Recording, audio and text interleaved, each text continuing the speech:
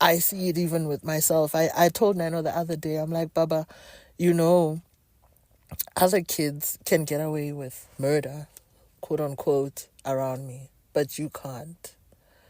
Because I have vested interest in you.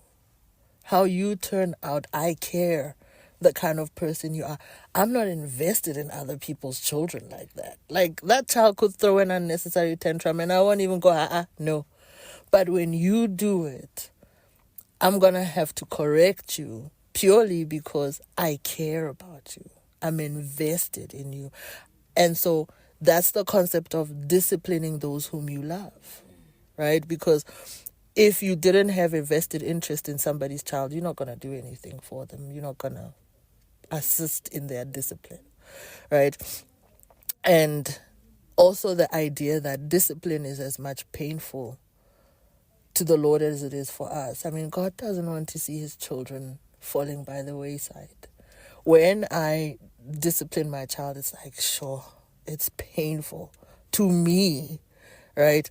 It hurts me. Like, sometimes I even cry because I'm like, I hate doing this. I always want you to be happy. I always want you to be fine, but it's necessary, right? Because the kind of person you are depends on what I allow.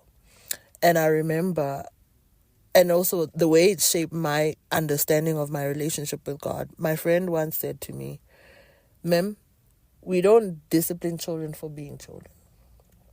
We discipline them for the sins or things that will lead them to sin, right? So I was did you make your bed? Did you make it right?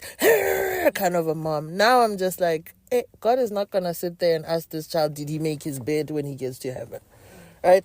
God is more focused on this man's character. He does not care about him making his bed. Now, him being obedient, maybe, but must I sweat the small stuff in the name of obedience?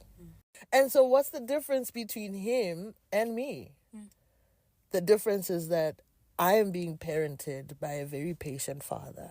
And so I must reflect that, right? Forgive 70 times, 7 times. And no, it's not different sins 70 times, 7 times. It's the same thing 70 times, 7 times. So you're lying, I must forgive you 70 times, 7 times. You stealing from mommy, I must forgive you 70 times, 7 times. Like every sin has its own 70 times, 7 times because it's part of correction, right? And when you also look at how God is also encouraging, right? When my boy is playing that guitar and he's a guitarist of note, he's so good. When he plays that guitar, I'm just like, guy, they have nothing on you, Chief. You are it. God is like that with us too, right?